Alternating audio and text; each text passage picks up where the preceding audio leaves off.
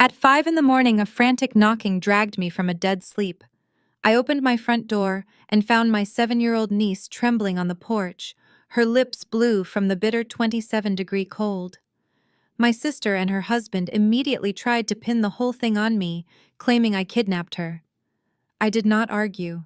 I simply sent one file to the police. The next morning, the truth came out in front of everyone, but the nightmare was only just beginning. Before I continue this story, let me know where you are watching from in the comments below. Hit like and subscribe if you have ever had to stand up to toxic family members who tried to destroy your life to save their own image. The freezing wind whipped through the cracks of my windows, making the hardwood floors of my home feel like solid ice. It was an uncharacteristically brutal winter morning in Atlanta, the kind of cold that bites right through your bones and leaves you gasping for air. I had been up late cataloging inventory for an upcoming estate liquidation. As a high-end estate appraiser, I spent my days evaluating million-dollar properties and clearing out luxury assets for affluent clients. It was a highly lucrative career that I had built completely from the ground up, but my family always dismissed it as high-class garbage collecting because it did not come with a traditional prestigious corporate title.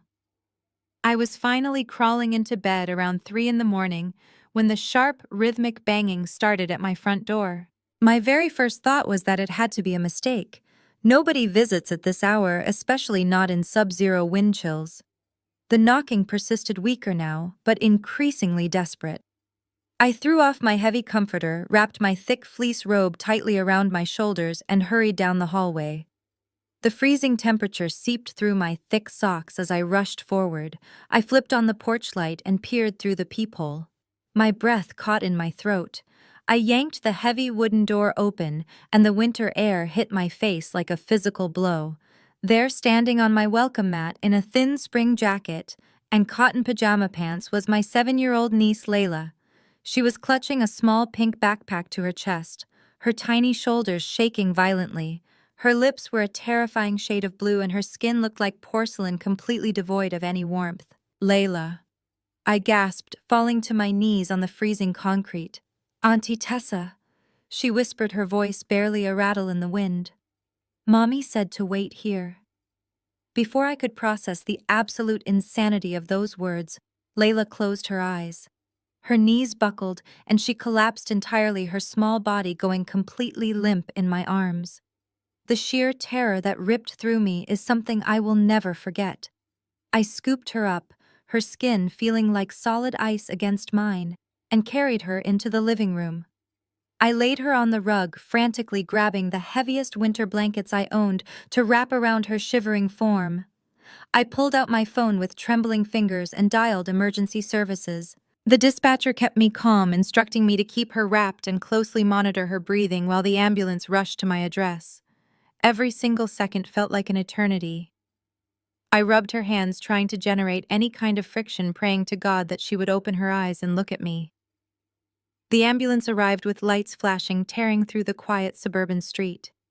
The paramedics burst through my front door, taking one look at Layla before immediately loading her onto a stretcher. "Severe hypothermia," one of them shouted, as they secured an oxygen mask over her pale face. They rushed us into the back of the ambulance, and I held her tiny, freezing hand the entire terrifying ride to the emergency room, my mind racing with a million horrifying questions about how my sister could have let this happen to her own child.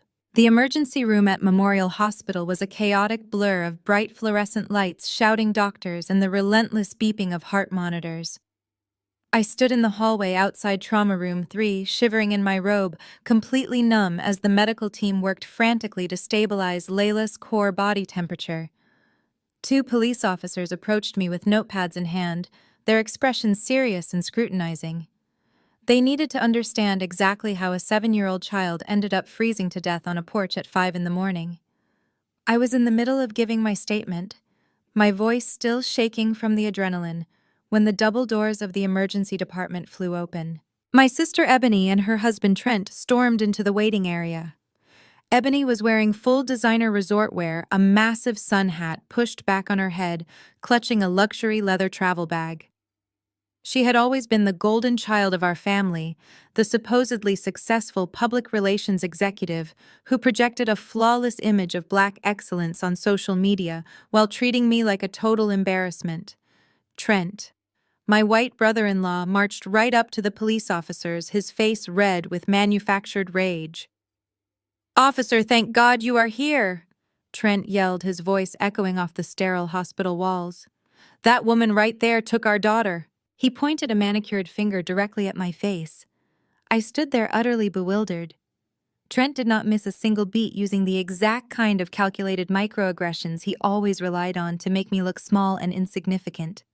He puffed out his chest, stepping closer to the officers to assert his authority as a wealthy finance manager. "My sister-in-law is an unstable junk collector," Trent declared loudly, making sure everyone in the waiting room could hear him.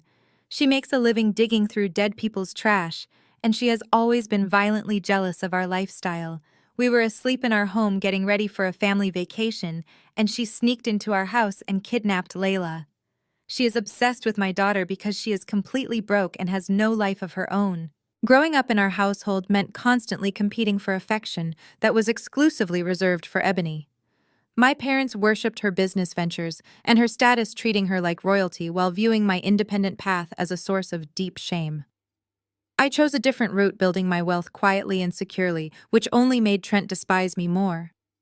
He absolutely hated that a black woman he deemed beneath him owned her own successful company, so he took every opportunity to diminish my accomplishments and tear me down. Ebony immediately burst into theatrical tears, burying her face in her designer scarf. "We woke up and Layla was just gone," Ebony wailed, putting on the performance of a lifetime. I knew Tessa was jealous of my public relations firm and the beautiful life Trent provides for us, but I never thought she would go this far. She stole my baby out of spite to ruin our trip. The officers immediately tensed their hands, moving instinctively toward their utility belts. They looked at my disheveled appearance, my oversized robe, my bare legs, and then looked at the polished, wealthy couple, claiming I was a deranged kidnapper. "Ma'am, I am going to need you to step away from the trauma room and keep your hands where I can see them," the taller officer said, his tone shifting from investigative to highly authoritative. Trent smirked at me, a tiny, triumphant lifting of the corner of his mouth that told me everything I needed to know. He thought he had me completely cornered. He thought his expensive suit and his confident corporate arrogance would automatically make him the credible victim, while I would be written off as the bitter, unstable woman from the wrong side of the family tracks. They were actively trying to send me to prison to cover up whatever sick, twisted mistake they had made. I did not cry. I did not scream or beg the officers to believe me. Growing up in a household that worshipped Ebony while treating me like the family scapegoat had taught me one very important lesson. Never argue with liars, just bring the receipts. I took a slow, deliberate breath, reached into the pocket of my robe, and pulled out my cell phone. I unlocked the screen, opened my messages, and calmly handed the device to the police chief, who had just walked up to assess the commotion. "I think you should read the text message my sister sent me at 4:15 this morning," I said, my voice steady and cold as ice. The chief took the phone, his eyes scanning the screen. I watched as his jaw tightened.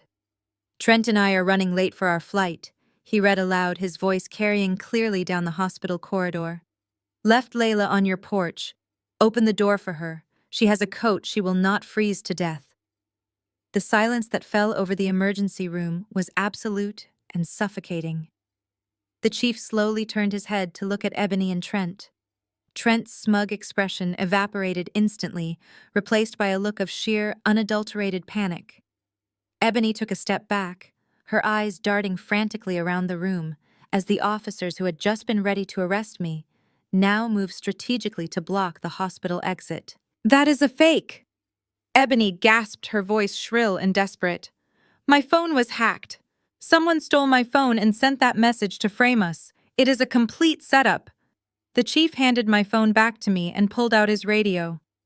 "Mom, we can easily pull the cell tower data to see exactly where your phone was when that message was sent," he said flatly. "If you were running late for a flight, I am guessing airport security cameras will have a very clear timeline of your movements this morning." Trent grabbed Ebony's arm, his corporate confidence completely shattered into pieces. We want our lawyer, he demanded suddenly, sweating profusely despite the cool hospital air. You have no right to question us without legal counsel present. The police chief nodded slowly, signaling for the other officers to step forward. You have the right to remain silent, the chief said, but we are detaining you both for questioning regarding child endangerment and filing a false police report. Just as the officers pulled out their handcuffs, the heavy double doors of the emergency room swung open again. A woman in a sharp gray suit walked in, flashing a badge that made the blood freeze in my veins. I am with Child Protective Services, the woman announced, her gaze sweeping over the scene before locking onto me. We just received an anonymous emergency tip. We were informed that the child's Aunt Tessa is currently operating a stash house for narcotics out of her residence, and that the child is in immediate danger of drug exposure. Ebony stopped, struggling against the police officer holding her arm. A slow, venomous smile spread across her face. I stood perfectly still, realizing that the text message had just been the beginning. They had not just abandoned Layla to catch a flight. They had set an elaborate, devastating trap to ensure I would lose my home, my business, and my freedom entirely. The cold hospital air felt even more suffocating as the Child Protective Services worker stood in the doorway holding a clipboard that threatened to destroy my life. The police officers who had just been questioning my sister and brother-in-law immediately shifted their entire focus back to me. The chief stepped forward, instructing me that they needed to escort me back to my residence right this minute to execute an emergency search based on the anonymous tip they had received. I did not protest or resist their demands. I knew my home was completely clean. I knew my life was built on strict order and impeccable legal standards because my career demanded absolute perfection. But as I was placed in the back of the police cruiser, I could see Trent and Ebony practically vibrating with anticipation as they rushed to their luxury sedan to follow us. The drive back to my neighborhood felt like moving through a surreal winter nightmare.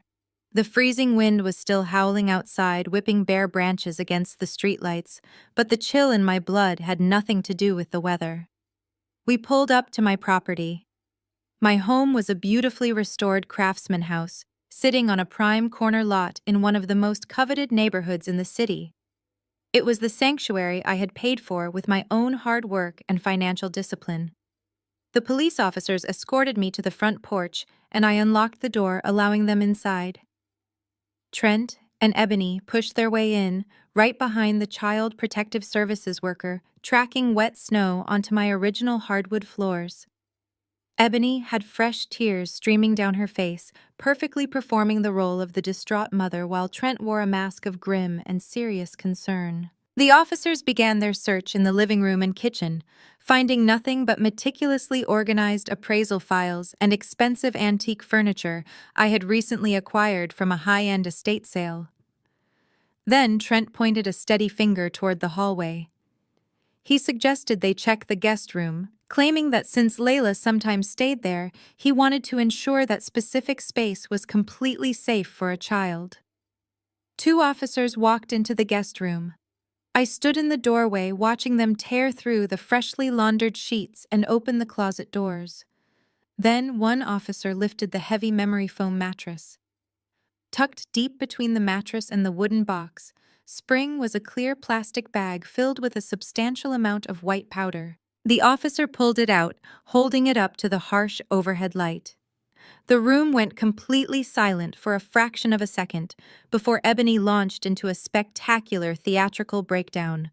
She buried her face in her hands, sobbing loudly enough to wake the entire neighborhood. "I knew it!" she wailed, pointing a manicured finger directly at my chest.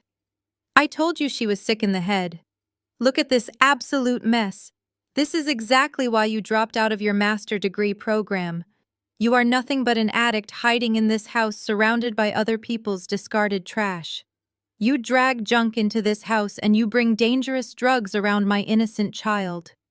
Trent wrapped a protective arm around his wife, looking at the police chief with absolute disgust. "You need to lock her up immediately," Trent demanded, his voice booming with authority. She is a degenerate, and she poses a lethal threat to our community and to our daughter. Before the police could even begin to process the evidence or read me my rights, the heavy oak front door of my house flew open with a violent crash. My parents, Brenda and DeAndre, marched into the living room.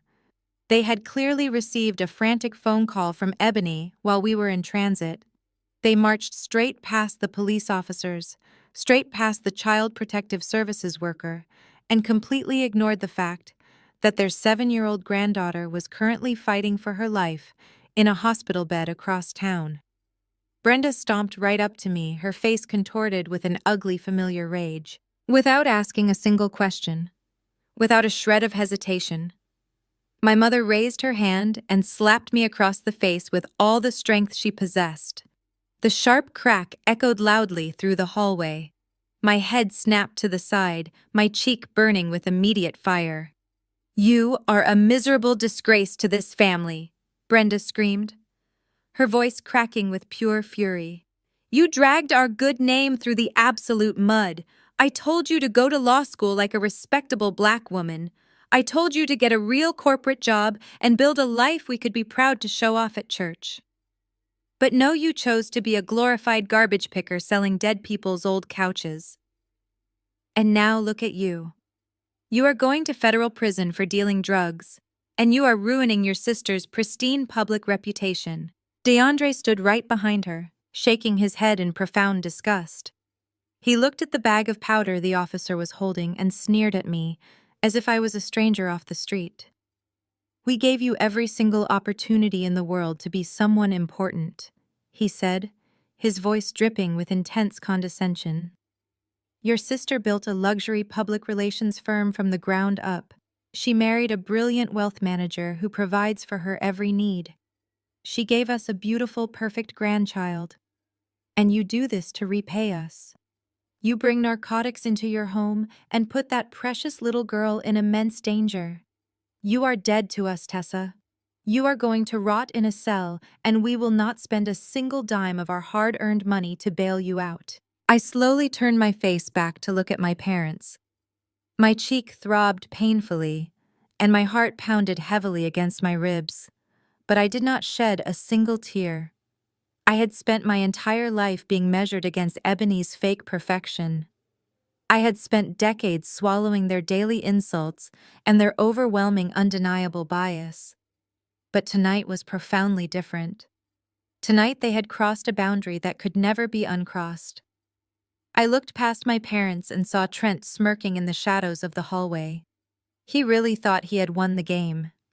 He thought his pristine white-collar privilege and his meticulously executed frame-up had successfully destroyed the family scapegoat once and for all. I gently touched my burning cheek and took a deliberate step toward the center of the living room. The police chief stepped forward, holding a pair of heavy metal handcuffs, telling me to place my hands behind my back and comply with his orders. I held up one single hand, asking for exactly 1 minute of their time. I walked over to the custom entertainment center against the far wall and picked up the television remote. "You all think I am just a lowly junk dealer?" I said, my voice dangerously calm and completely steady. "But I am a high-end estate liquidator. I deal with assets worth millions of dollars on a daily basis. Security is the fundamental foundation of my entire career. I have high-definition resolution nanny cameras hidden in every single room of this house to protect my inventory." I pressed a button on the remote, and the massive flat-screen television flickered to bright life.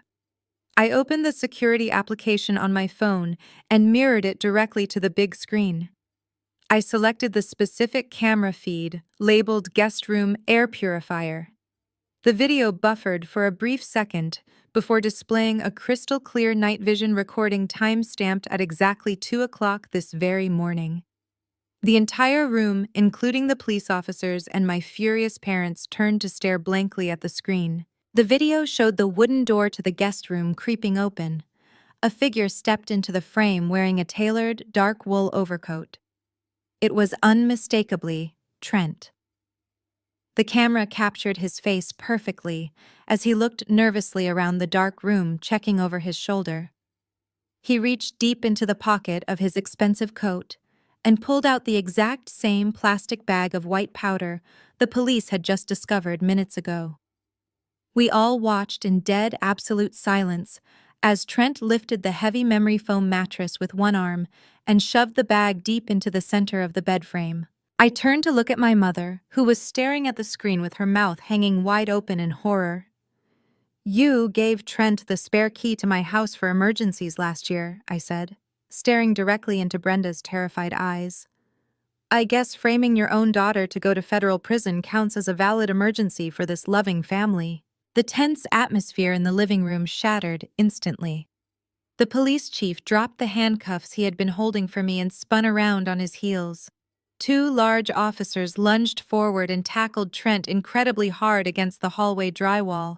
Trent's pristine corporate composure evaporated in a fraction of a second. His expensive tailored suit crumpled as the officers violently pinned his arms behind his back and kicked his legs apart to thoroughly search him. Ebony screamed in genuine terror, backing away into the wall as her husband was violently subdued by the police. "Get off me!" Trent roared, his face smashing painfully against the painted wall. His absolute panic broke entirely through his arrogant facade, exposing the raw, desperate greed underneath the surface. "You do not understand," he yelled, thrashing helplessly against the officer's iron grip. "She forced me to do this. I had absolutely no choice in the matter. She has to sign the deed to this house over to us right now." Trent twisted his neck to look at me, his eyes wild and completely unhinged with desperation. "You have to give us the house, Tessa," he screamed, his voice cracking with pure hysteria. "Unless you sign this property over to us today, Ebony is going to sue you into oblivion and take everything you own. We need this house right now, or we are going to lose everything we have." Trent did not stay in police custody for long. Within hours, his high-priced lawyers had him out on bail. He was pacing his condo, plotting his next move to destroy me. The next day, my mother Brenda initiated her favorite form of damage control: the Sunday dinner. This was never just a simple meal in our family. It was a formal courtroom where my parents served as the ultimate judges, and Ebony was always presented as the innocent victim. My mother summoned the entire extended family. Aunts, uncles, and cousins who nodded along to whatever narrative my parents spun gathered at the sprawling estate. The air inside the house was thick with whispered gossip and heavy judgment as I walked through the front door. I knew exactly what I was walking into. I knew the exact trap they had set. I walked into the massive dining room and every eye turned to look at me with absolute disdain. My mother stood rigidly at the head of the mahogany table, her face a perfect mask of manufactured grief. She pointed a shaking finger to an empty chair isolating me. "Sit down, Tessa," she ordered, her voice trembling with that fake sorrow she perfected over the years. "You have caused enough destruction for one weekend." Trent sat directly beside Ebony, his bruised ego evident in the tight clench of his jaw. His corporate arrogance was already creeping back into his posture. Ebony dabbed her dry eyes with a linen napkin, playing the traumatized mother to absolute perfection. My mother did not waste time serving food. The lavish spread sat untouched. She reached deep into her designer handbag and pulled out a thick stack of legal documents. She slid them forcefully down the long, polished table until they stopped right in front of me. "We are handling this internal family tragedy privately," my mother announced, looking around at the relatives to secure their validation. "What you did to your sister by sending those police officers to arrest her husband was a vile act of bitter jealousy. You traumatized Layla, and you traumatized this family." I looked down at the heavy stack of papers. It was a quitclaim deed, a binding legal document transferring the ownership of my home directly to them. "Sign it," my mother demanded, her voice turning cold and sharp. "You will sign your house over to Ebony today to compensate her for the severe emotional distress you caused. If you refuse to sign that deed right now, you will be completely disowned. You will be dead to this family, Tessa. Sign the paper, or you are no longer my daughter." The heavy, suffocating silence in the dining room pressed down on my shoulders. My aunts and uncles stared at me, fully expecting me to crumble under the crushing weight of my mother's ultimate threat. They expected me to beg for her love just like I did when I was a scared little girl. They expected me to surrender my sanctuary to save my golden sister. They wanted me broken. They wanted me compliant. They wanted me to sacrifice my entire future to preserve their comfortable illusions. I looked at the extortion papers resting on the polished wood. I looked at my mother. And then I looked directly at Ebony, whose eyes were suddenly gleaming with pure, unchecked greed. I did not reach for a pen. I did not shed a tear. I reached into my heavy leather tote bag. I pulled out a thick bound dossier and tossed it right on top of their ridiculous legal documents. The heavy thud echoed loudly through the silent dining room.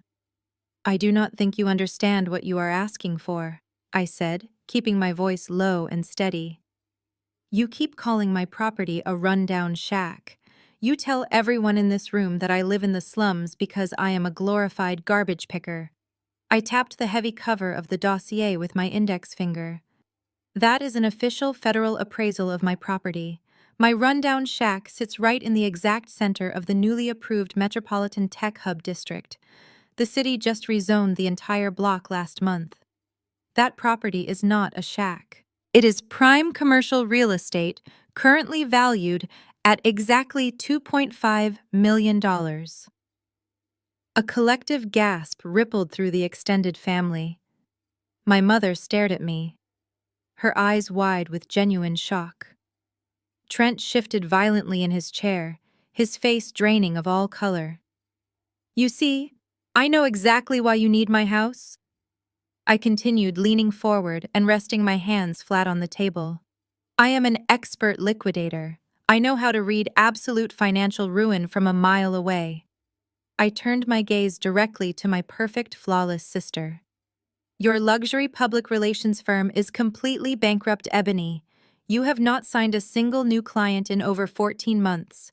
You are drowning in massive debt just to keep up fake appearances for your social media followers."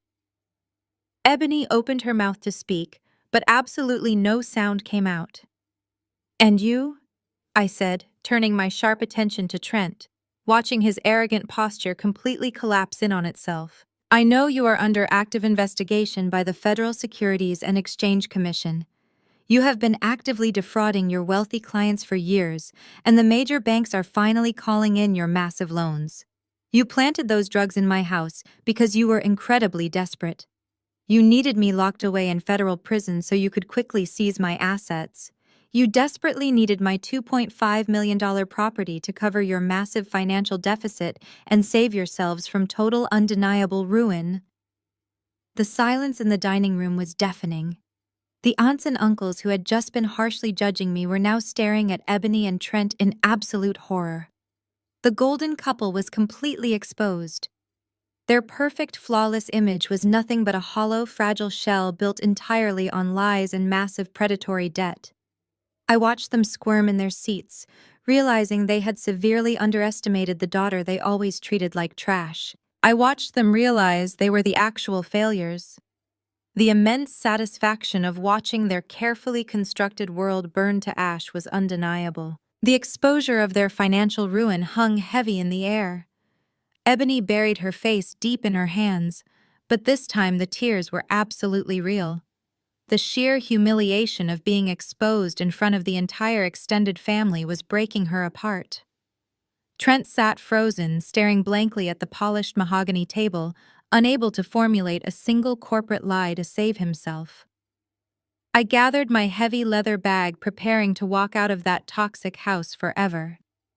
I had delivered the truth, and I was completely done playing their twisted psychological games. But my father DeAndre had been sitting quietly at the opposite end of the table, gripping his water glass so tightly his knuckles were completely white. He had idolized Ebony since the exact day she was born. He had built his entire identity around being the proud father of a prestigious, successful daughter. He could not let her fail. He would never let her fail. My father stood up, his heavy wooden chair scraping against the hardwood floor. He slammed his fist down on the dining table with such explosive, terrifying force that the crystal glasses rattled and spilled cold water across the expensive linen tablecloth. "None of that matters!" My father roared, his deep voice shaking with blind, irrational fury. He pointed a shaking, angry finger at me, his face contorted with desperation to protect his golden child at all costs. "You think you are so incredibly smart, Tessa. You think you can just walk in here and destroy your sister to make yourself feel superior." My father marched toward my end of the table, pulling a crumpled yellowed legal document from his breast pocket. He threw it down next to my federal appraisal. "You did not earn a single dime of that property," he shouted, spit flying from his lips in absolute rage. "That house belongs to this family because the money you used to buy it was stolen directly from your own sister." The extended family gasped again, leaning in closer to hear this brand new shocking accusation. Ebony lifted her head suddenly, realizing her father was handing her a desperate lifeline. "Yes," Ebony cried out, catching the cue perfectly. She played the devastated victim without missing a single beat. "That is exactly why my business is failing. Because you embezzled the money from the family trust fund. You stole my entire future, Tessa." My father slammed his fist on the table one more time, leaning so close to me I could feel his angry breathing. "You drained the college trust fund your grandmother left for both of you." He snarled, his eyes blazing with pure hatred. "You stole hundreds of thousands of dollars to buy that property and build your little liquidation business while Ebony had to take out predatory loans just to survive. You are a thief." My father stood tall, crossing his arms over his chest in a protective stance over his favorite daughter. "I am filing a legal injunction first thing tomorrow morning," he declared loudly so everyone could hear. "I am freezing every single asset you possess, Tessa. I will see you rot in a dark jail cell for embezzlement, and I will make sure your sister gets every single penny of that $2.5 million property to properly compensate for what you stole from her." The room was spinning with the heavy weight of my father's threat. But I simply stood my ground and watched as he reached his hand deep into his expensive leather briefcase. He pulled out a yellowed, thick parchment document and slammed it onto the polished mahogany table right next to my real estate appraisal dossier. "This is your grandmother Martha's original will," my father announced, his deep voice echoing with absolute righteous indignation and complete authority. "She left a substantial college trust fund for both of you girls, but that specific account was completely drained exactly 10 years ago, right around the time you supposedly started your little junk collection business, Tessa." He pointed a stiff, accusing finger directly at my face. "You forged the bank withdrawal documents and you stole your own sister's future to fund your pathetic life." Ebony immediately caught the cue, her eyes widening as she launched into her signature performance. She let out a loud, dramatic sob, clutching her chest, as if she had just been physically struck by a massive blow. "So that is how you did it," Ebony cried out, her voice shaking with perfectly manufactured grief as she looked around at the extended family to gather their sympathy. "I had to take out massive, predatory business loans with insane interest rates just to keep my luxury public relations firm afloat. I was drowning in crippling debt and losing sleep every single night while you were sitting on millions of dollars that rightfully belonged to me. You stole my birthright, Tessa. You stole the money that Grandma meant for me to use to build my empire, and you used it to buy this massive house while leaving me to suffer and struggle." My aunts and uncles began murmuring in the background, their earlier shock turning back into harsh judgment as they bought into Ebony's flawless victim act. They were shaking their heads, looking at me with pure disgust. My father stood tall at the end of the table, looking like a victorious general who had just won a major war. "You are nothing but a common greedy thief," he sneered, his upper lip curling with absolute contempt for his own daughter. "We gave you everything you could ever want, and you betrayed your own blood just because you were jealous of your sister. We are taking that house, Tessa. We are taking everything you built with stolen money, and we are handing it right over to the rightful owner to make this family whole again." I did not flinch or back away from the table. I did not let a single tear fall from my eyes. Instead, I let out a slow, measured breath and looked at the angry faces surrounding me. As a federally appointed estate liquidator, my entire career is built on tracking hidden assets, untangling complex financial webs, and uncovering buried money trails that corrupt people try to hide. I know exactly how to follow the money because I do it for a living every single day. I unzipped the side compartment of my heavy leather tote bag and pulled out a thick manila envelope sealed with red tape. I dropped it right on top of his fake, outdated will. The heavy thud silenced the murmuring relatives instantly. "Those are certified bank records," I said, keeping my tone completely flat and devoid of any emotion. Not just any random bank records, but official statements stamped, signed, and fully verified by federal auditors. I suggest you open that envelope before you threaten to call the police and accuse me of embezzlement, Dad. My father hesitated for a fraction of a second, his arrogant posture wavering as a brief flash of uncertainty crossed his eyes. Trent aggressively snatched the envelope from the table and ripped it open, pulling out the thick stack of highlighted financial statements. I watched his cold blue eyes scan the highlighted lines as he read the undeniable truth. "You see," I explained, my voice cutting through the silent room like a surgical blade, "the trust fund grandmother Martha left us was indeed drained exactly 10 years ago, just like you said. But I was not the one who authorized those massive transfers. The signatures on every single one of those withdrawal slips belonged to DeAndre and Brenda."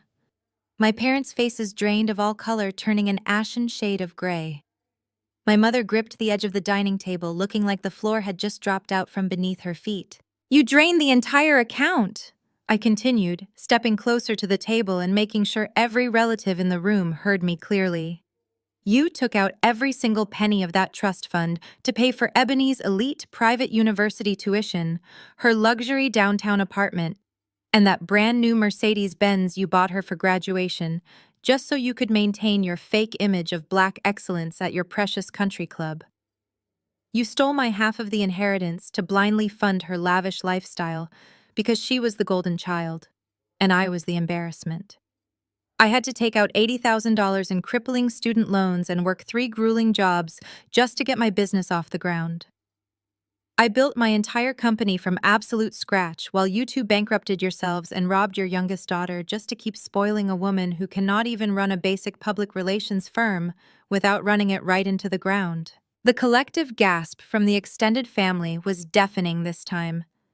My aunts and uncles were staring at my parents with absolute, unadulterated disgust, realizing the massive depth of their deception. Ebony sat completely frozen in her expensive chair, her victim act completely shattered, as the ugly truth of her spoiled, privileged existence was laid bare on the dining room table for everyone to see.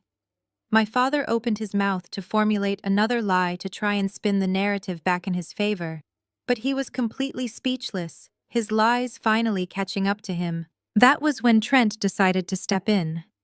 He dropped the federal bank statements back onto the table and let out a cold, dark chuckle that sent a shiver down my spine. He stood up and calmly adjusted the cuffs of his expensive tailored suit, his white privilege and aggressive corporate arrogance radiating from every single pore. He looked at me not as a family member, but as a minor obstacle standing in the way of his financial survival. "You really think you have won this little game? Do you?" Tessa Trent asked, his voice dropping to a menacing quiet whisper that commanded the attention of the entire room. He leaned across the polished mahogany table, invading my personal space, with a look of pure, absolute contempt. "You think throwing a pile of federal bank statements on a dining room table makes you completely untouchable? You think exposing a little family financial mismanagement is going to magically save your precious house and keep you safe from me?" Trent smiled, but it was a cruel, hollow expression lacking any real warmth. "You are incredibly naive, Tessa. I work with literal billionaires. I manage wealth for the most powerful and ruthless people in this entire state. You are just a glorified junk collector who stumbled into a lucky real estate zone and thinks she hit the jackpot. Do you really think those pieces of paper mean anything in a real courtroom when pitted against my elite legal team and my massive corporate connections?" He took a step closer, his blue eyes locking onto mine with predatory intensity. I can make one single phone call to the state licensing board tomorrow morning and have your estate appraisal license revoked permanently. I can have every single federal contract you hold terminated before you even eat lunch. I will completely destroy your entire business overnight, and by the time my lawyers are done dragging you through the mud, tying you up in endless frivolous litigation, you will be begging us to take this house just to pay off your mounting legal fees. You are completely out of your league, Tessa, and you are going to lose absolutely everything you have ever worked for. The sheer audacity of his threat hung in the stagnant air of the dining room, pressing down on me like a physical weight. Trent was not just trying to scare me, he was promising to utterly annihilate my entire existence. He was weaponizing the very system that protected men like him to ensure a black woman who dared to stand up to him would be ground into the dirt. He stared down at me, expecting me to cower, expecting me to burst into tears and surrender my home to save my livelihood. The extended family watched in paralyzed silence, too terrified of Trent's wealthy connections to speak up in my defense, even after knowing the truth about my parents' theft. My mother and father seemed to slowly regain their smug posture, riding the coattails of Trent's brutal intimidation. They genuinely believed that his white corporate power would be the ultimate shield to protect their fragile status and force me into submission. Trent paced the end of the long mahogany dining table, pulling out his sleek smartphone as if it were a lethal weapon ready to strike me down where I stood. The heavy tension in the room was suffocating, but he seemed to thrive on the silent fear radiating from my extended family. He began to parade his absolute arrogance, loudly dropping the names of state senators, powerful corporate executives, and billionaire venture capitalists that he played golf with every single weekend at his exclusive private club. He wanted to make absolutely sure every single aunt, uncle, and cousin in the room understood exactly how untouchable and vastly superior he believed he was compared to the rest of us. He walked slowly toward my side of the room and told me that my little junk collection business relied entirely on the fragile goodwill of wealthy connected families looking to quietly liquidate their dead relatives' estates. He leaned in close enough for me to smell the sharp, bitter scent of expensive scotch on his breath, and confidently declared that one single text message from him to his elite corporate network would put me on an industry-wide blacklist so fast my head would spin right off my neck. No one in this state or any other state across the entire country would ever hire my firm again, he promised, ensuring I would be completely destitute and begging for scraps by the end of the month. My parents nodded enthusiastically behind him, completely brainwashed by his theatrical display of white-collar power and entirely eager to watch their youngest daughter fall from grace just to protect their precious reputation. My mother stepped forward and pointed a trembling, perfectly manicured finger directly at my face. She demanded that I immediately call the police chief right there in front of everyone and retract my official statement regarding the illegal narcotics found hidden in my guest room mattress. She told me I had exactly 5 minutes to dial the number and confess that I had suffered a severe mental breakdown and planted the drugs myself to maliciously frame her perfect, brilliant son-in-law.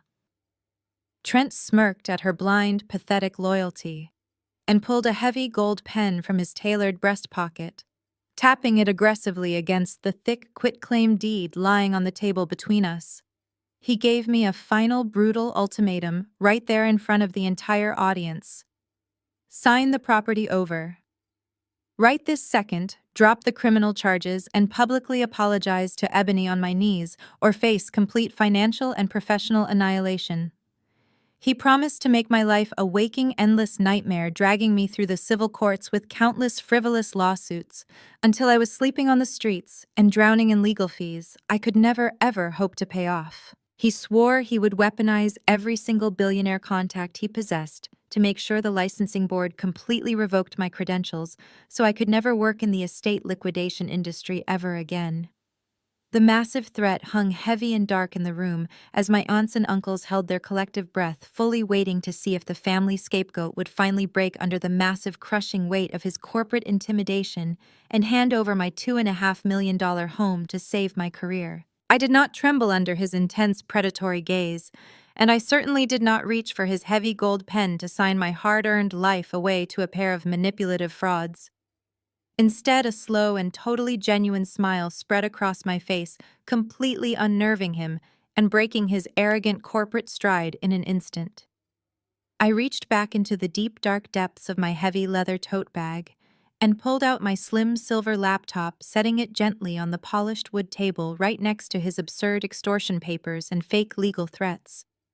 I opened the bright screen and carefully typed in my highly secure federal credentials as Trent watched closely, with a sudden sharp flicker of doubt entering his cold, calculating blue eyes.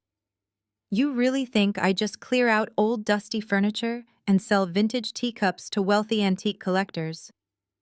"Trent?" I asked, my voice perfectly calm and laced with lethal, unyielding precision. "I am not just some basic private appraiser working for rich families who want to clean out their grandparents' attics on the weekends. I am a court-appointed federal liquidator, contracted directly by the United States Bankruptcy Court to handle massive corporate asset seizures and federal financial investigations. And it just so happens that yesterday afternoon my specific federal division was officially assigned to formally appraise the catastrophic and highly confidential bankruptcy filings of your supposedly elite, impenetrable investment firm."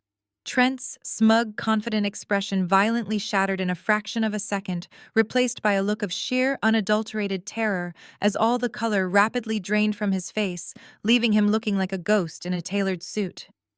I slowly turned the laptop screen around so the entire family, including my completely stunned and silent parents, could clearly see the brightly lit display illuminating the dark dining room. Right there on the screen for everyone to witness were dozens of highly classified internal corporate emails and heavily redacted offshore bank transfers that I had been legally authorized by a federal judge to review and appraise for the government. I slowly scrolled through the undeniable concrete proof showing exactly how Trent had been illegally siphoning millions of dollars from his most vulnerable elderly clients' offshore accounts for the past 3.5 years. He was deliberately funneling all that stolen dirty money through dozens of untraceable overseas shell companies just to cover the massive bleeding financial deficits of Ebony's extravagant resort vacations, her endless designer wardrobes, and to falsely inflate the success of her utterly failed bankrupt public relations firm. The vast dining room suffocated in absolute stunned silence as I explained step by step how the federal auditors had already tracked every single stolen dime and completely frozen all of his domestic and international accounts this very morning before he even woke up. I looked right into his terrified, panicked eyes and told him that his billionaire friends were certainly not going to step in to save him because they were the exact same powerful people he had been actively defrauding behind their backs for years. His corporate power was entirely gone, his firm was completely insolvent, and the federal indictments for massive securities fraud and grand larceny were already being drafted by the Justice Department. As we stood there staring at each other, Ebony stared blankly at the glaring computer screen, her perfectly manicured hands trembling violently as the undeniable reality of a lengthy federal prison sentence loomed directly over her carefully curated fake life. She looked over at Trent, who was now physically shaking from head to toe and slowly backing away from the dining table like a trapped and cornered rat, utterly unable to formulate a single slick corporate lie to save himself from the absolute ruin staring him right in the face. My parents were completely frozen in place, their mouths hanging wide open as their entire lifelong fantasy world of black excellence and corporate prestige burned to the ground right in front of their eyes, leaving nothing but the bitter, toxic ashes of massive debt and unforgivable fraud. Ebony slowly realized her lifelong golden child status could not possibly save her from a severe federal grand jury indictment that would lock her away for decades. She realized her wealthy, untouchable husband was going away to a maximum security facility for a very long time, and all the stolen money she used to build her fake empire was completely gone forever, never to return. So she did the only thing she truly knew how to do when she was completely out of viable options, and her back was firmly pressed against the wall, with nowhere left to run or hide. She escalated the drama to an absolutely psychotic new level, to distract the entire room from the devastating truth of her horrific financial crimes. She suddenly gasped loudly, sucking in a huge, desperate breath of air and clutching her stomach with both hands, as if she had just been violently stabbed with a hunting knife right there in the dining room. Her eyes rolled back into her head, showing only the whites, and she violently collapsed onto the expensive hardwood floor, knocking over a tall crystal wine glass that shattered into 100 jagged, sparkling pieces across the vintage area rug. She began thrashing around wildly on the floorboard, screaming in a shrill, ear-piercing pitch that echoed through the entire house and out into the quiet neighborhood, making the surrounding relatives jump back in pure, absolute shock. My mother screamed out in sheer terror and immediately dropped to her knees beside her precious golden child, frantically asking what was wrong, while my father hovered helplessly above them, trying desperately to figure out what kind of medical emergency was happening. Ebony pointed a shaking, dramatic finger straight up at me, her face contorted in a terrifying mask of pure manufactured agony and desperation. "She poisoned me!" Ebony wailed at the top of her lungs, crying hysterically as she tightly gripped her stomach and rolled back and forth on the floor, thrashing her legs. "Tessa poisoned my wine because she wants to silence me and steal my baby away from me before the police come to take her to prison. She is trying to brutally murder me right here in front of our own parents to hide what she did to the family trust fund and keep all of her horrible dark secrets completely hidden from the world." Trent immediately grabbed his smartphone from the edge of the mahogany table, his hands shaking wildly as he shouted to the crowded room that he was calling an emergency ambulance and the police department to report me for attempted murder. The piercing wail of ambulance sirens shattered the freezing night air just minutes after Trent made his frantic phone call. Flashing red and blue lights illuminated my living room windows, casting wild shadows across the walls as paramedics burst through my front door with a stretcher. Ebony was putting on the absolute performance of a lifetime. She thrashed violently against the hardwood floor, clutching her throat and gasping for air as if her lungs were actively failing. My mother Brenda threw herself onto the ground beside her golden child, weeping hysterically and smoothing Ebony's hair. "Hold on, my sweet baby," Brenda wailed, glaring up at me with eyes full of pure venom. The paramedics quickly loaded Ebony onto the stretcher, strapping her down, as she continued to put on a spectacular show of agonizing pain. My father, DeAndre, stood blocking the doorway with his chest puffed out, pointing an accusing finger directly at my face as the same police officers from earlier that evening walked right back into my house. "Officer, arrest this monster immediately," my father demanded, his voice shaking with absolute manufactured outrage. "She just tried to murder my daughter in cold blood. She slipped poison into Ebony's wine glass because she knew her massive embezzlement was finally exposed. She is a violent psychopath, and she needs to be locked in a federal penitentiary tonight." The officers immediately stepped toward me, their hands hovering cautiously near their utility belts. The chief, who had just seen Trent arrested for planting narcotics, now looked at me with renewed, intense suspicion. A poisoning accusation was a severe criminal charge, and my parents were selling the narrative with absolute flawless conviction. Trent stood by the doorway, playing the role of the terrified husband perfectly. He told the officers that I had handed Ebony a glass of red wine just moments before her sudden, violent collapse. It was a brilliant, desperate lie designed to entirely shift the focus away from his federal securities fraud and his horrific drug planting scheme. The paramedics rushed Ebony out to the waiting ambulance, and my parents practically sprinted to their cars to follow her to the emergency room. The chief instructed me that I needed to accompany them to the hospital immediately for questioning regarding a formal attempted murder investigation. I did not fight them. I did not scream or beg for them to believe my innocence. I simply grabbed my heavy leather tote bag and walked out into the freezing winter night, knowing exactly how this medical charade was going to end. The sterile waiting room of Memorial Hospital was a chaotic echo chamber of my parents' loud, dramatic sobbing. They were making absolutely sure every single nurse and doctor in the emergency department knew that their innocent, successful daughter had been viciously poisoned by her jealous, bitter sister.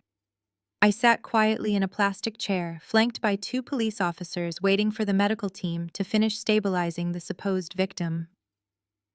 After an hour of relentless theatrical crying from my mother, the attending emergency room physician finally walked through the double doors looking incredibly confused and highly irritated.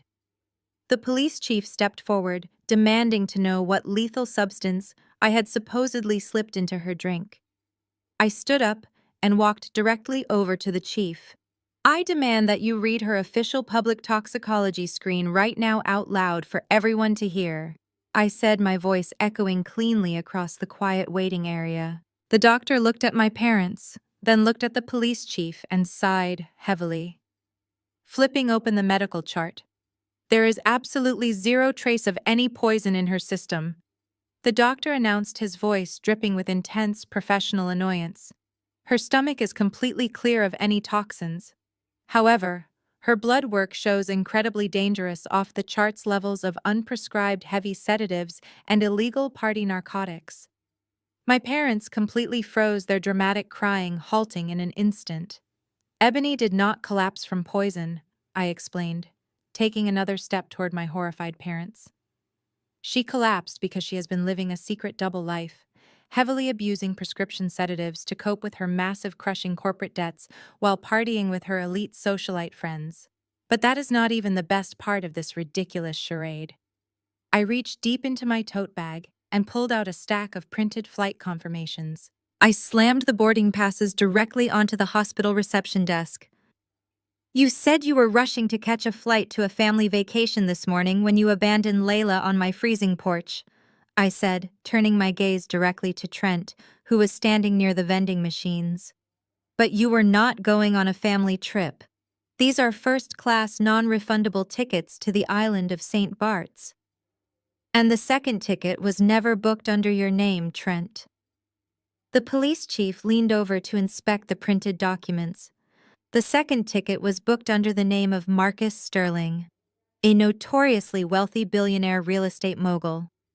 Ebony has been having an aggressive secret affair with him for the past 6 months, desperately trying to secure a massive financial bailout for her completely bankrupt public relations firm. She abandoned her sick, freezing child on my doorstep so she could run off to a tropical island with her billionaire lover and escape the crushing reality of her massive financial ruin. Trent stood completely paralyzed by the vending machines as the absolute humiliating reality of his fake, pristine marriage came crashing down around him in the middle of the brightly lit emergency room.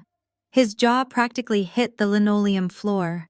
All of his immense white-collar corporate arrogance, all of his vicious, terrifying threats to destroy my estate liquidation business, instantly evaporated into thin air. He realized in that exact horrifying moment that he had risked decades in federal prison planting narcotics in my house solely to protect a wife who was actively planning to abandon him and their child for a billionaire real estate tycoon. The absolute betrayal fractured whatever tiny amount of sanity Trent still possessed. But instead of storming into the emergency room to violently confront his cheating wife, his dark, sociopathic survival instinct instantly kicked into overdrive. He realized he was about to lose his freedom, his massive wealth, and his entire corporate identity, and he knew there was only one piece of leverage left in his possession. Before anyone could even process the gravity of the flight tickets, Trent spun around and sprinted down the long, sterile hospital corridor, heading directly toward the pediatric intensive care wing, where little Layla was still recovering from severe hypothermia. The police officers yelled for him to stop, but he shoved a heavy medical cart into their path, sending trays of equipment crashing to the floor and buying himself enough time to disappear through the secure double doors. My heart completely stopped in my chest as I realized exactly what he was doing. I ran after the officers, my breath burning in my lungs as we tore through the pediatric ward. We arrived at Layla's room just in time to hear the heavy solid core door slam shut and the deadbolt lock click loudly into place. Trent had violently shoved a heavy hospital bed and several monitoring machines directly against the door, successfully barricading himself inside the room with the terrified recovering 7-year-old. The police chief pounded his heavy fists against the door, demanding Trent open it immediately. But Trent just laughed, a cold, unhinged, manic sound that vibrated through the thick wood. "You listen to me right now, Tessa," Trent screamed through the locked door, his voice vibrating with absolute pure desperation and sheer madness. "You are going to call your federal auditing division right this second and permanently delete every single piece of evidence you found against my investment firm. You are going to drop the police charges and sign that property deed over to me right now. If you do not destroy that entire bankruptcy dossier in the next 5 minutes, I am breaking this window, taking my daughter and fleeing the country, and you will never, ever see this little girl alive again." The heavy wooden door of the pediatric intensive care room splintered violently as the police chief kicked it with all of his substantial weight, but Trent had already smashed the bottom latch of the emergency exit window. The frigid winter night air blasted into the sterile hospital corridor, carrying the terrifying sound of shattering glass and wailing wind. Trent did not care about the safety of his own flesh and blood. He was a cornered animal operating purely on the narcissistic instinct to save his own skin at any cost. He scooped up little Layla, tearing the essential intravenous fluid lines directly from her fragile, bruised arm. She screamed in sheer, absolute terror, her tiny, weak voice echoing off the cold linoleum walls, as Trent practically threw her over his shoulder and bolted down the back emergency stairwell, heading straight for the subterranean hospital loading dock. The police officers drew their tactical weapons and surged forward to pursue the fleeing suspect. But my parents did the absolutely unthinkable. My father DeAndre and my mother Brenda physically threw their bodies right into the middle of the narrow hospital hallway, intentionally blocking the police chief's path. "Wait. You cannot chase him out there into the public parking lot," my mother screamed, flailing her arms wildly and shoving her expensive designer handbag directly into the chest of a uniformed officer. "If the local news media sees him dragging a child through the loading dock in handcuffs, our family name will be permanently destroyed. We will be ruined in this city." My father grabbed the police chief by the thick collar of his uniform, his desperate pathological need to protect his pristine social reputation, completely blinding him to the horrifying fact that a deranged federal criminal had just kidnapped his own granddaughter. "You need to de-escalate this privately right now," DeAndre demanded, his voice frantic and sweating with pure, selfish panic. "We are upstanding, wealthy members of this community, and we cannot have a SWAT team causing a massive public spectacle on television. Just let him cool off and we will negotiate a quiet financial settlement behind closed doors, like civilized people." The absolute sheer audacity of my parents prioritizing their fragile country club reputation over the actual physical survival of a 7-year-old girl made my stomach violently churn with a sickness I had never known. They were entirely willing to let Layla die in the freezing cold just to prevent a scandal. The officers violently shoved my parents aside, pinning my father briefly to the wall, and threatening them with immediate arrest for obstructing justice and actively aiding a fleeing felon. But the precious seconds my parents had intentionally wasted gave Trent the exact head start he desperately needed to reach the lower levels of the hospital building. I did not run after him down the dark concrete stairwell. I did not join the chaotic, loud stampede of heavily armed police officers rushing toward the loading dock. I stopped completely still, right in the middle of the pediatric ward, surrounded by the shattered glass and the detached, screaming medical monitors. Growing up as the discarded family scapegoat had taught me one extremely valuable lesson. Chasing a raging narcissist only gives them the power to dictate the terms of the narrative. You have to completely sever their lifelines before they can even reach the exit doors. I pulled my cell phone from my coat pocket, my fingers perfectly steady despite the massive adrenaline surging through my veins. I opened the highly secure encrypted cloud drive linked directly to my high-definition porch security system at home. When Trent and Ebony had dumped Layla on my freezing concrete porch earlier that morning, they thought they were being incredibly clever, but their corporate arrogance made them sloppy. They had completely forgotten that my high-end security cameras record crystal-clear high-fidelity audio as well as video. I selected the raw, unedited audio file, time-stamped exactly at 4:15 in the morning, and hit the mass forward button.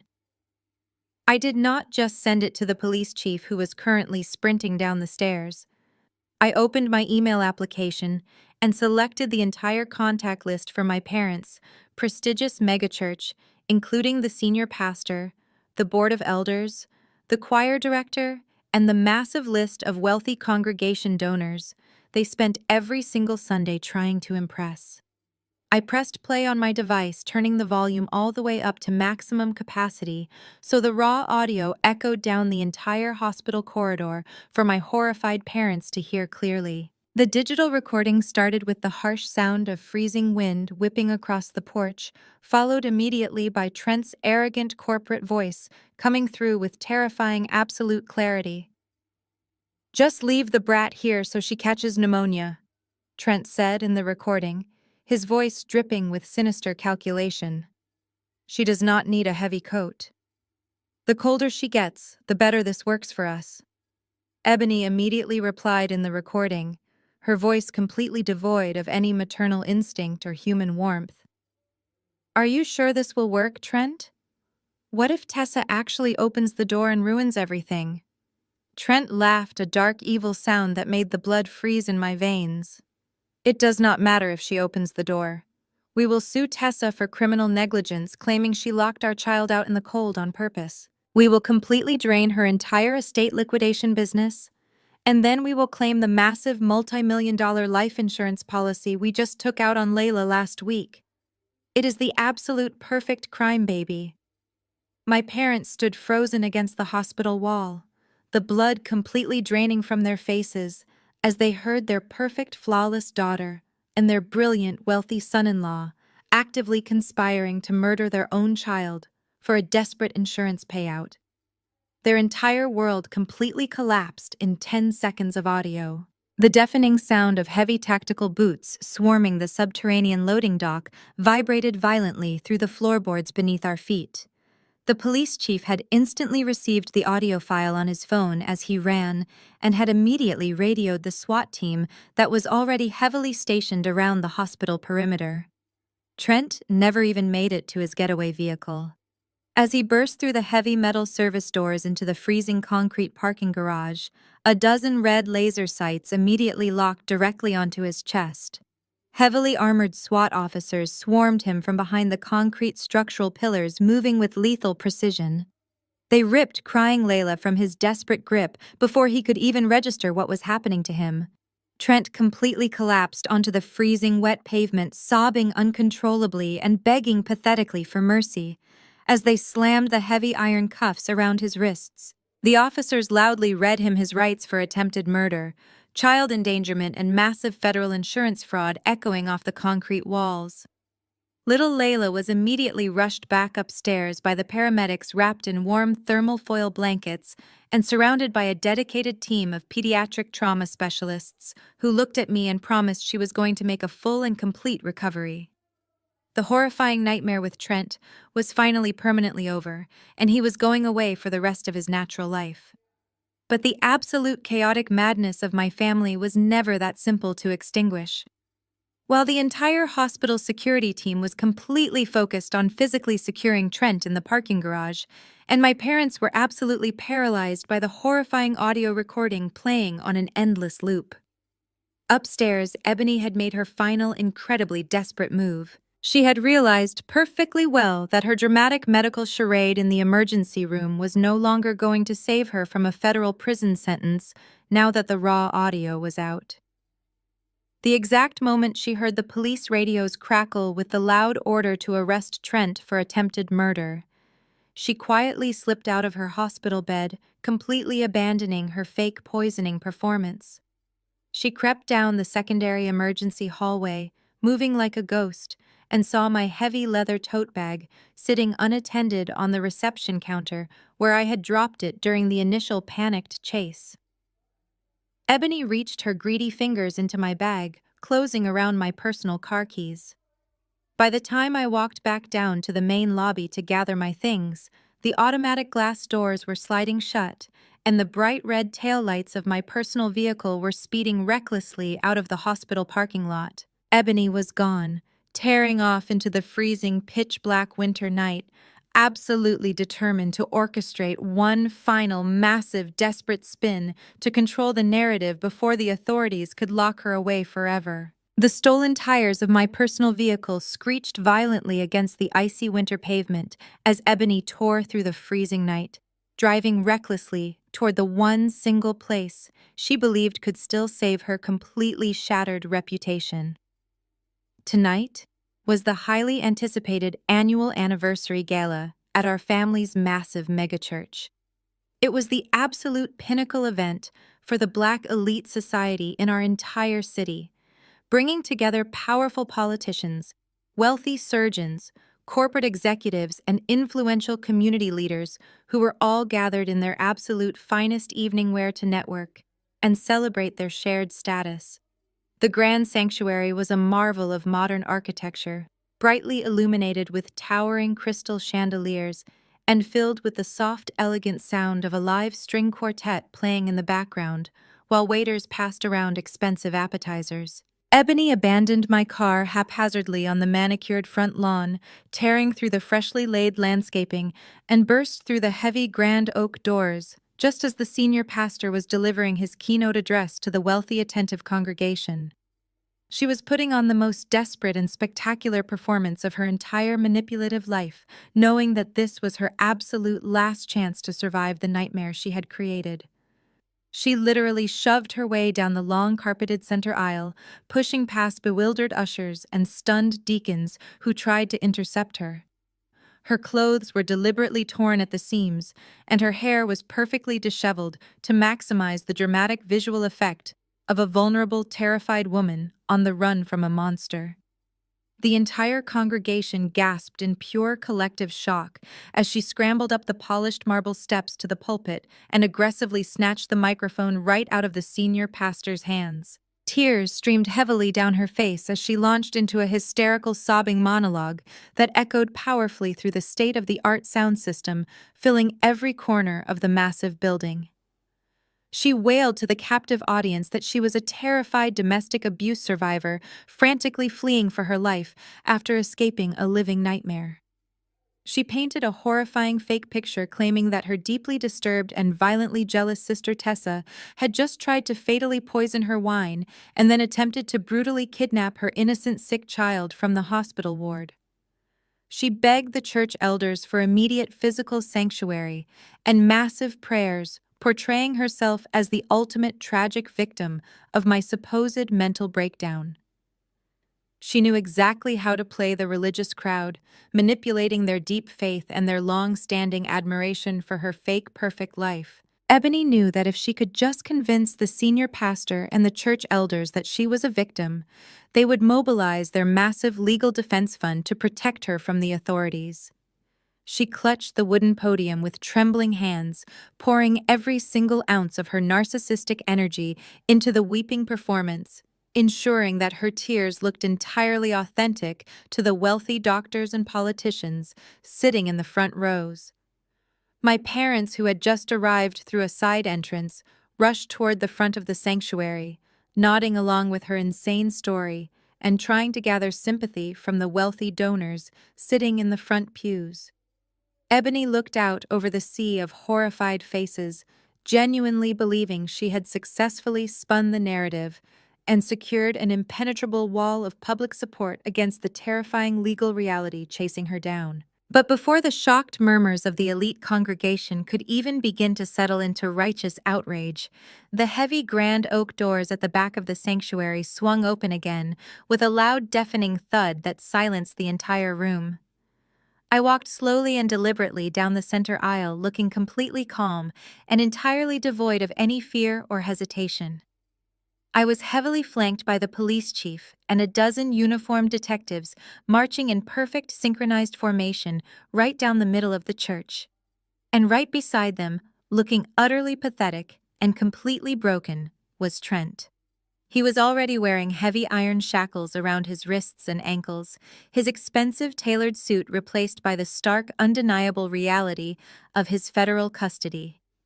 His head was hanging low in absolute shame, unable to make eye contact with the wealthy investors he had defrauded, who were currently sitting in the pews staring at him.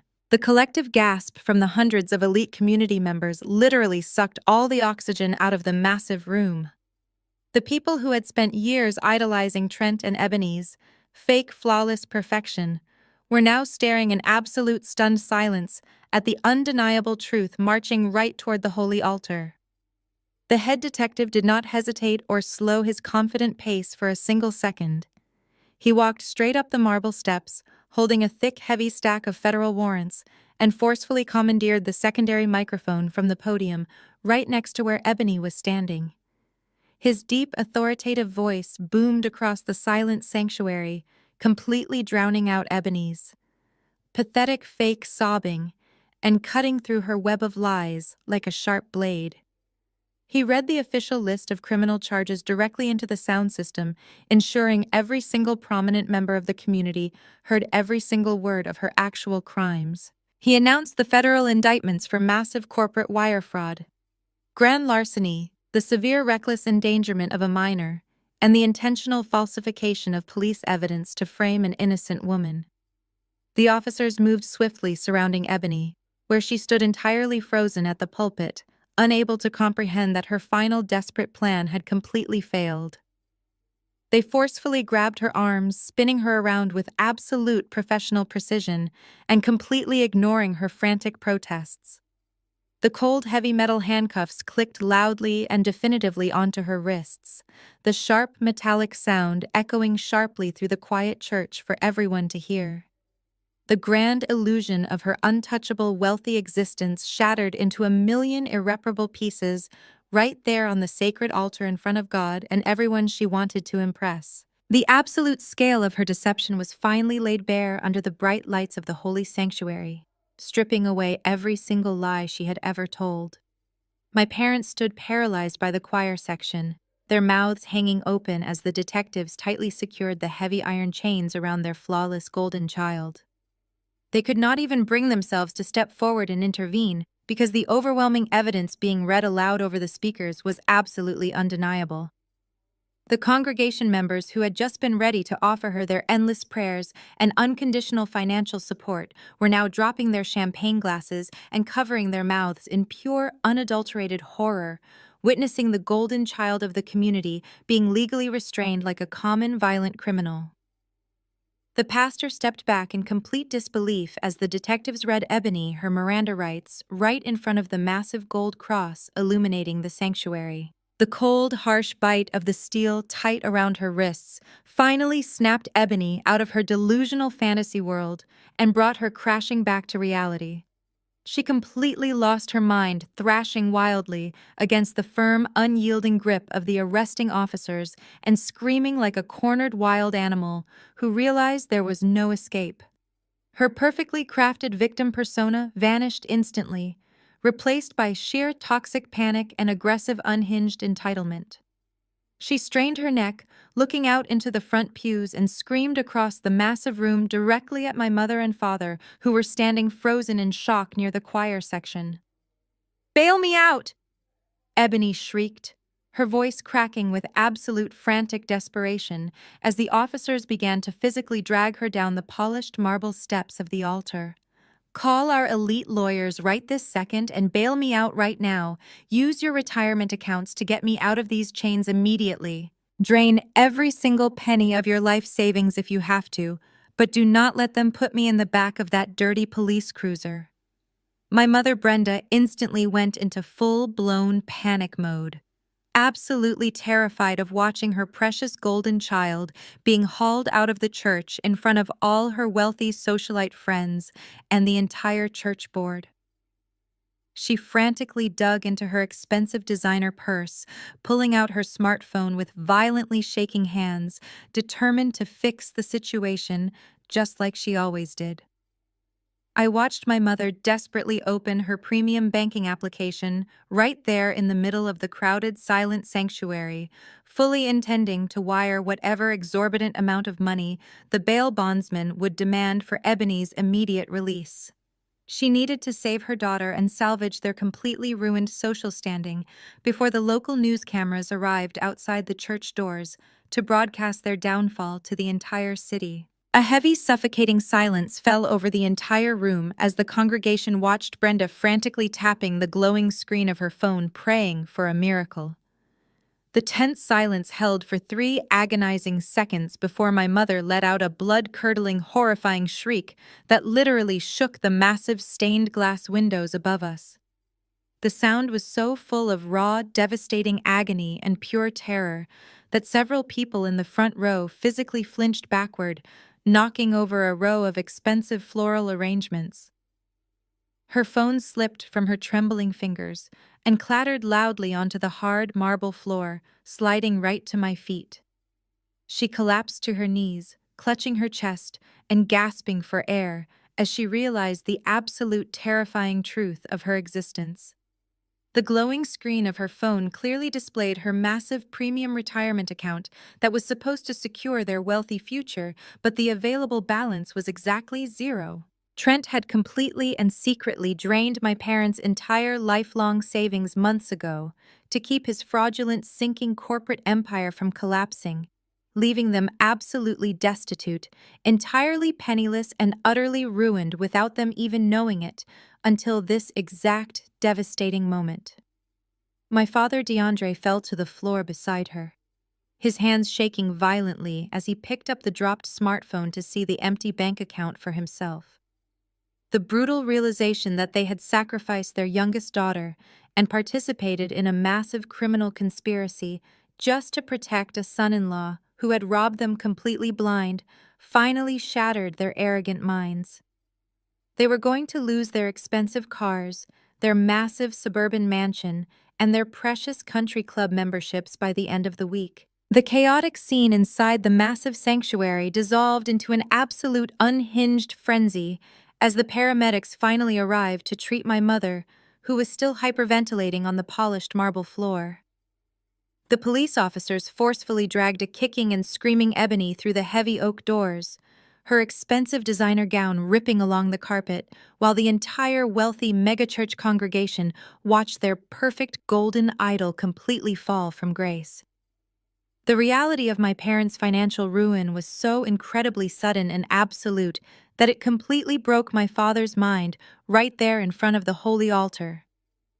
DeAndre snatched the dropped smartphone from the floor, his eyes darting frantically across the glowing banking application as the brutal, horrifying truth fully materialized in front of him.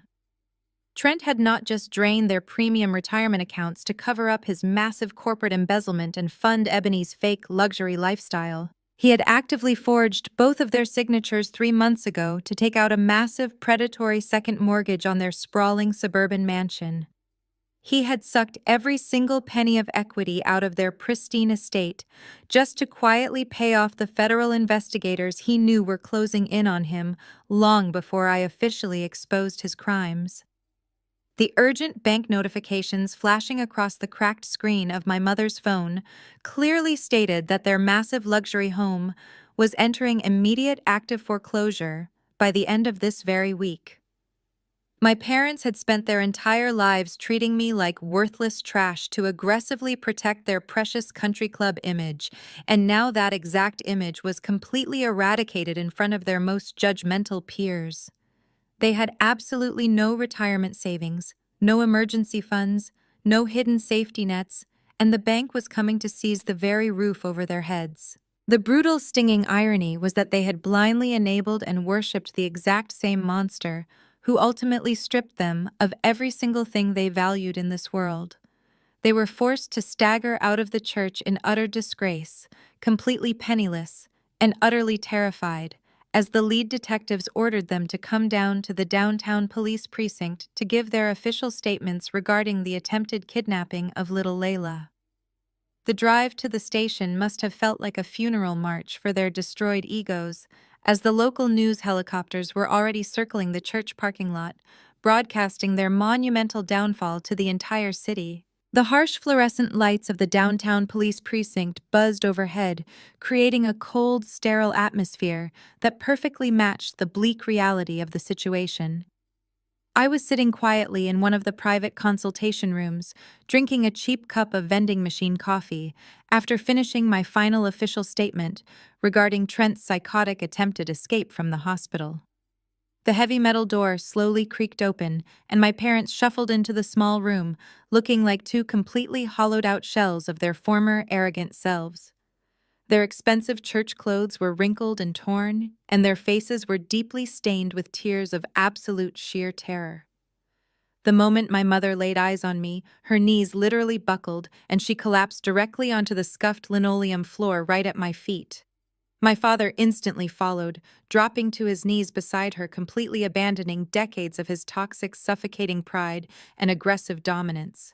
"Tessa, please! You have to save us!" My mother sobbed hysterically, her hands reaching out to desperately claw at the hem of my winter coat. "The bank is going to take everything we have and we will have nothing left. Trent ruined us. He stole our entire lives behind our backs, and we have absolutely nowhere else to go." My father looked up at me with tears streaming down his face, openly begging the daughter he had spent 30 years trying to destroy. "We know about your highly successful real estate appraisal business, Tessa. We know you have that beautiful $2.5 million house and massive federal liquidator contracts. You are incredibly wealthy, and you are the only person left who can fix this massive nightmare. Please, you have to pay off the bank and bail your sister out of this horrible mess before they transfer her to the state penitentiary. You are our flesh and blood, Tessa. You cannot possibly just stand by and let your own parents end up freezing on the streets like common beggars. You have to use your estate money to save this family before we lose everything we ever worked for." They knelt there on the dirty precinct floor, weeping and begging for my immediate financial salvation, completely ignoring the fact that just a few hours ago they were actively demanding I hand over my entire life to save Ebony from the consequences of her own horrific crimes. They genuinely believed that the biological tie between us would somehow magically erase decades of severe emotional abuse and force me to empty my bank accounts to rescue them from the consequences of their own blind, enabling behavior. I looked down at the two pathetic figures groveling at my feet and felt absolutely nothing but a deep, cold void of pure indifference. All those painful, agonizing years of desperately craving their approval, of wishing they would just once look at me the way they looked at their golden child, completely evaporated under the harsh precinct lights. I did not offer my hand to help them up from the dirty floor, and I certainly did not offer them a single dime of my hard-earned wealth. Instead, I slowly unzipped the side compartment of my heavy leather tote bag and pulled out a thick, heavy legal binder, dropping it onto the metal interrogation table with a loud, echoing slam that made both of my parents violently flinch backward. "I will never give this toxic family a single penny," I said, my voice perfectly flat and radiating pure, absolute ice. "I will not save people who literally physically block the police from stopping a deranged kidnapping just to protect their fragile, pathetic egos. You were entirely willing to stand by and watch your own 7-year-old granddaughter Layla nearly freeze to death on my concrete porch in 27-degree weather because you cared more about avoiding a local press scandal than you cared about her actual physical survival." My parents stared up at me in absolute, horrified shock, their desperate tears suddenly freezing on their faces as they realized I was not going to be their miraculous financial savior. I pushed the heavy legal binder across the metal table directly toward my trembling father. I am not here to bail out a sister who tried to frame me for drug possession or parents who blindly enabled her narcissistic psychotic behavior for 3 long decades. I am only sitting in this precinct for one single reason today. I tapped my finger aggressively against the top page of the thick document. I am taking permanent full legal custody of Layla to protect her from the absolute monster you raised. My lawyers have already drafted the emergency custody transfer based on the massive mountain of federal evidence the police gathered tonight, including the audio of Trent and Ebony plotting to claim her life insurance money. The only thing I want from you or your precious golden child is one single signature right on this dotted line. The permanent, unconditional termination of Ebony's parental rights. If she signs this right now, I will not release the rest of the high-definition security footage showing you two actively obstructing the SWAT team at the hospital. If she refuses, I will hand the secondary drive directly to the federal prosecutor and watch you both go to a maximum security prison as active accessories to a federal kidnapping. The choice is yours, but the money is completely off the table forever. Ebony sat across the cold metal table at the precinct, completely unhinged, but the true final battle took place a few weeks later in the grim, imposing halls of the family court. Ebony stood before the stern-faced judge, heavily shackled in thick iron chains and wearing a bright orange state-issue jail jumpsuit that completely swallowed her once glamorous frame. Despite facing a massive federal prison sentence, she stubbornly refused to let go of her final shred of manipulative control over the family dynamic. She violently shook her head and absolutely refused to sign the termination of parental rights papers, spitting pure toxic venom across the quiet courtroom. "I am her biological mother," Ebony screamed at the judge, her voice cracking with desperate, greedy entitlement as she demanded full physical and legal custody of the child she had nearly killed. She was already calculating exactly how she could manipulate the legal system to milk me for massive monthly child support payments from behind bars, genuinely believing she could use little Layla as a permanent financial hostage to drain my multi-million-dollar estate, even while she was locked away in a concrete cell. She played the pathetic victim card one last time, putting on a spectacular weeping performance and sobbing to the judge that she was just a misunderstood, struggling mother who made a terrible, desperate mistake under severe emotional duress. But I did not flinch or raise my voice to argue with her unhinged theatrical display. I simply and calmly stepped forward toward the bench and handed the grim-faced judge a sealed, heavy manila envelope containing the official emergency room medical records from the exact night my parents had dumped Layla on my freezing concrete porch. The judge adjusted his heavy reading glasses and silently read the horrific detailed report from the pediatric trauma unit.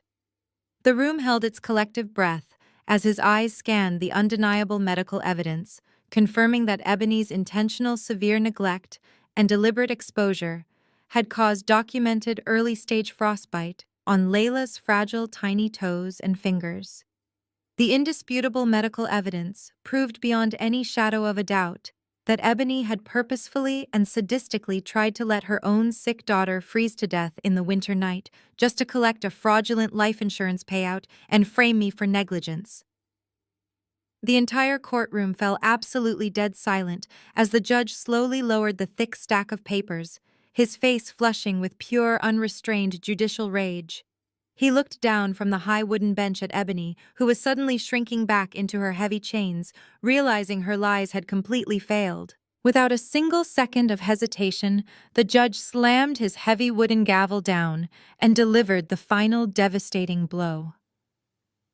He completely and permanently stripped Ebony of all her parental rights from the bench, declaring her an absolute severe danger to her own child, and granting me immediate sole legal custody of my precious niece, ending Ebony's reign of terror forever. The heavy legal dominoes fell with terrifying absolute speed, after that day completely crushing the fake flawless empire my toxic family had spent decades building. Trent stood in front of a merciless federal judge 3 months later, weeping pathetically like a broken child as he was officially sentenced to 10 hard consecutive years, in a maximum security federal penitentiary. The judge threw the absolute maximum sentence at him for his massive securities fraud, corporate embezzlement, and intentionally filing a false police report to frame an innocent woman. His wealthy, influential friends and powerful corporate allies had all completely abandoned him the very second his bank accounts hit zero, leaving him to rot in a sterile concrete cell without a single visitor or a dime to his name. Ebony received a harsh mandatory 5-year sentence in a state correctional facility for severe felony child endangerment and acting as a willing accessory to massive corporate insurance fraud. Her perfect expensive manicures and custom designer gowns were permanently replaced by cheap, scratchy prison uniforms and the cold, hard, undeniable reality of a tiny caged room where her manipulative tears no longer worked on anyone. As for my mother Brenda and my father DeAndre, their spectacular public downfall was absolute and entirely merciless. Without Trent's stolen corporate money to artificially prop up their lavish lifestyle, they could not even afford a competent bankruptcy lawyer to stall the inevitable. The bank swiftly foreclosed on their massive, sprawling suburban McMansion, sending aggressive eviction officers to physically throw their expensive antique furniture and designer clothes right onto the front lawn.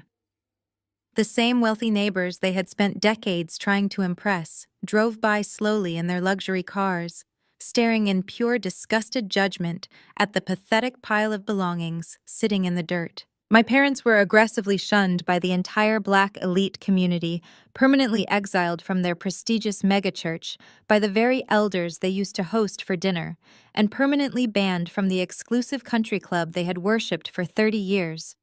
They were forced to pack whatever meager belongings they could fit into cheap plastic garbage bags and move into a cramped, neglected, low-income apartment on the extreme opposite side of the city. The paint was peeling. The pipes leaked and the walls were paper-thin, a far cry from the pristine mansion they had lost. They had lost absolutely everything they valued: their money, their elite social status, their golden child, and their precious, fragile ego, all because they deliberately chose to enable a monster instead of protecting an innocent child. Exactly 1 year later, in the dead of the freezing winter, my life looked entirely different from the suffocating nightmare I had finally escaped. The harsh, biting wind whipped wildly outside the thick, insulated windows of my warm, beautifully staged $2.5 million estate. But inside, everything was perfectly peaceful and incredibly safe. A bright fire crackled softly in the grand stone fireplace, casting a warm, golden, comforting glow across the expensive antique furniture and the rich velvet rugs that decorated my massive living room. I sat comfortably in my plush leather armchair, sipping a hot cup of chamomile tea and watching the thick white snow fall gently over the pristine, manicured grounds of my private property. Sitting right across from me at the large polished mahogany dining table was little Layla, completely transformed from the terrified, sick and bruised child they had dumped on my freezing porch. She was absolutely glowing with vibrant health, her cheeks pink and her bright eyes shining with genuine innocent joy. She was carefully holding a heavy silver magnifying glass, meticulously examining the delicate brushstrokes of a rare 19th century oil painting, as I taught her the intricate, fascinating business of appraising vintage high-end art. She laughed a sweet musical sound that filled the massive, quiet house as she correctly identified the artist's hidden signature, pointing it out to me with profound, childish pride. I smiled back at her, my heart completely full and overflowing with a deep maternal love I never knew I possessed until she came into my life. I was incredibly wealthy, completely secure, and absolutely free from the toxic, suffocating grip of my former family and their endless psychological warfare. I did not have to worry about my parents' constant crushing judgment or my sister's psychotic competitive rage ever again, because they had entirely destroyed themselves. They were all completely locked away in their own respective miserable prisons, whether literal concrete cells or the prison of absolute poverty and public disgrace, while I was sitting here raising a brilliant, beautiful daughter in pure, absolute luxury. Looking at Layla happily engaged with the beautiful artwork, while the winter storm raged harmlessly outside our thick walls, I finally understood the ultimate truth about survival. The absolute sweetest revenge was not the criminal convictions, or the massive public humiliation they had suffered. It was simply sitting here living my absolute best life, completely untouchable and entirely unbreakable forever. The greatest lesson from this story is that blood does not automatically make someone family. True family is built on genuine love, respect, and the willingness to protect each other. When people show you their toxic colors by choosing their fragile egos over your safety, you must have the courage to walk away. You owe nothing to those who constantly tear you down. Your peace and your success will always be your ultimate revenge. If you have ever had to cut off toxic relatives to protect your own peace, please hit the like button and share your story in the comments below.